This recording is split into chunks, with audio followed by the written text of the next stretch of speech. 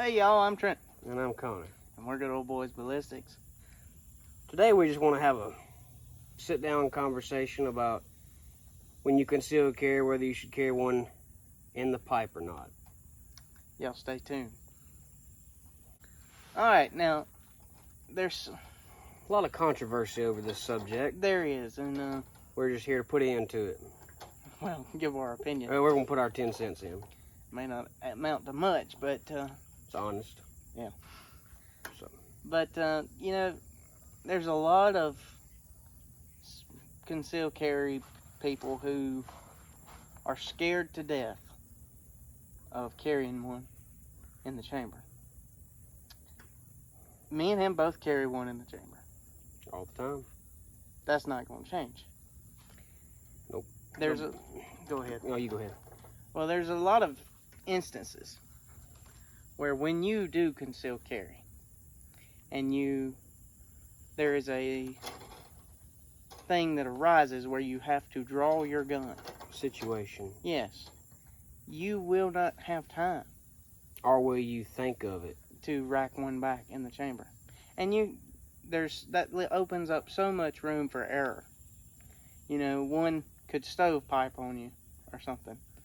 Or not rack in the chamber. Risk when you grab your gun, you press your magazine release and drop your mag out.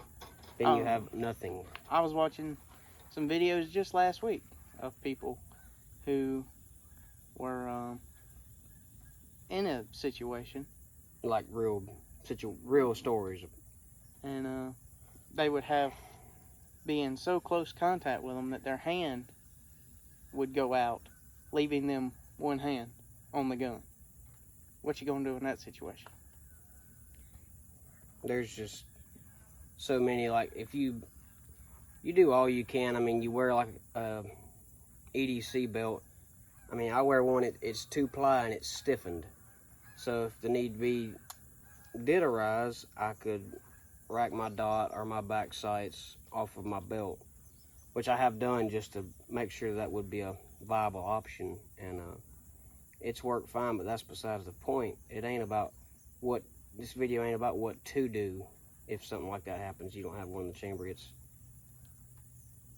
you know, why wouldn't you have one in the chamber? Most situations are going to be over within them. They happen usually within 5 feet and under 3 seconds. And there's 3 shots or less. And 9 times out of 10. So that just opens up for more error, you know? Yeah, there's so many things. And let me tell you something about me and him both carry a Glock.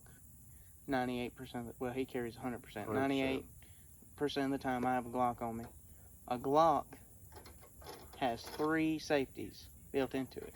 It doesn't have a thumb safety, but it's got the trigger safety, blade safety, safety plunger safety, and a firing pin safety. Yeah, they don't have a firing pin though. A striker safety. Striker safety. Striker safety, so it don't fall off the ledge when you. It's that gun. Bottom line is that gun's not going to go off unless you pull the trigger. That gun can be dropped off a stock one, no modifications done to the internals. You can drop it off the Eiffel Tower and it smack the concrete and it's not going to go off. That trigger has got to be depressed. I was about to say, a lot of people that do shoot themselves, either in the leg, when they draw their gun and they think it's unsafe to carry one in the chamber. Most be where these stories are coming from, why people don't carry one in the chamber. It's one, because they don't keep their finger off the trigger. One of the 4 laws, don't put your finger on the trigger until you're ready to fire. And they go to messing with the insides of their gun, and either it's not done right or they just mistreat it and it goes off. But I mean, or they have a crappy holster. Yeah, I was about to say, it's either your finger's on the trigger when it ain't supposed to be and you know it, or they're carrying in like a soft holster inside the waistband, and like a leather. We use leather, for instance. Leather over time wears, and as I just said, the gun's not going to go off unless your finger's on the trigger. It can be something on the trigger, like when you go to, that's why you always want to grab your shirt and make sure it is 100% clear of your holster. And when you look, when you put your gun in your holster, look before you jam it in there and make sure nothing's in there that can depress that trigger. There's so many things that go into it, and I think a lot of people just look at it as more of a. They don't look at the gun as like a tool. They look at it as some scary thing that's just waiting to attack anybody. You know. I'll hold to your responsibilities as a gun-toting American, and you got to do your part. You got to make sure you can do the most you can for if that situation ever does arise. Yeah. And that's one of the best things we can probably ever tell you is do your part and be sure you're safe. And people who are scared of guns, they don't know their gun. They're scared to tote it with one in the chamber. They don't ever shoot their gun. They go buy it, buy a box of bullets, load it, sit it on the nightstand, put it in your car, put it in your truck. They don't go shoot it, and they don't get used to it and know that it's not just going to go off randomly. And if you're gonna conceal carry, I urge you to practice. Practice. Practice what you preach. Everything, not just shooting, but drawing from your holster. You need to have a very consistent draw.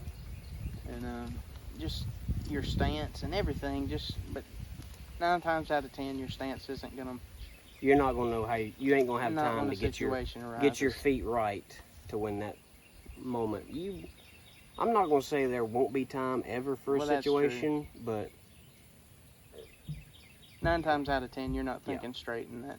You're fight or flight, and it happens like that. Which is why we encourage to carry one in the chamber, because that's one less step you got to worry about. Yes, and that's just you pull the trigger and you protect yourself and your family and whatever, and that's why we carry with one in the chamber. I never not carried one in the chamber. I've been around guns my whole life, and every gun, it ain't just pistols. No gun is going to go off by itself. No. I can take this pistol out and set it here. It will not go off until I come pull the trigger. And that's just our thoughts behind it. That's our opinion. You take with it what you want. Take it with a grain of salt. But that's just the way we do. And we urge people to practice and just get better. It's fun, too. It's fun shooting. Go buy you as much ammo as you can within your budget and go shoot. Go take self-defense classes. And nobody ever gets their, well, I say nobody. We didn't get our concealed carry license to shoot people. Yeah, I didn't. You know? I don't want to ever have to use that gun. Never. But I have it there in case the need arises. And that's what the Second Amendment's all about. Exercise your Second Amendment rights. To keep and bear arms and to protect yourself, your family. And the ones you care about. Yes. And that's just our sense on should you carry one in the chamber. So, to come up with a yes or no answer, should you carry one in the chamber? Yes. I say yes, but like everything we do, it's personal preference. If you don't feel safe, but you're going to carry a gun, or you won't carry it if it's got one in the chamber, by all means, carry one without having one in the chamber. You still have the weapon on you. It just, if you're going to do it like you're going to carry one not in the chamber, you need to practice one with racking one not in the chamber. You need to find a way. I mean, it depends on. I saw in an old video, dude carried strong side. He was on his right about 4 o'clock. And when he would come out, he would do this. But I mean, you may get, to start off the incident, you may get shot. If you're right-handed, you get shot in the left hand, you're pouring out blood. I mean, you probably won't think you can grab that gun and go click. And it's going to be like, uh-oh. But that's just something, it's got to be muscle memory. You pull it out, you rack it back. It's 3,000 to 5,000 reps to create muscle memory. It's 7,000 to 9,000 to alter them. So keep that in mind. If you've been carrying a pistol for 10 years without one in the chamber, it's going to take a long time to get out of that habit. But we carry in the chamber. I don't think there's an issue with it. I think it's more so people not trusting themselves and their They firearms. don't know their firearm. I think the more you practice with it, the better you're gonna get. Always, always. And that's just a personal preference move. Now you know how we go. And, So now tell us how you go and why you go that way. yeah, put it in the comments what your opinions on this is. We would like to know. Yeah, we're just curious to know. Maybe we can tell you some ways and reasons to maybe change your mind if you don't carry one of the Hey chains. y'all, I'm Trent, Well, I'm Connor. and we're Good Old Boys Ballistics.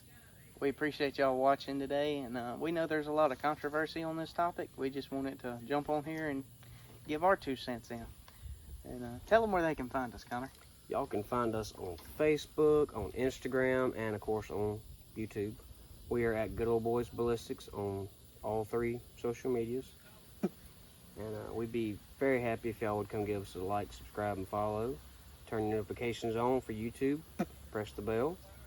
And the best way to get in contact with us is on Instagram and Facebook, and by leaving a comment on YouTube. So please feel free to comment. Keep the comments nice. We're not here to degrade anybody, so just keep them nice, keep them appropriate, and we look forward to talking to y'all. All right, we appreciate y'all for watching. Good God day. bless y'all.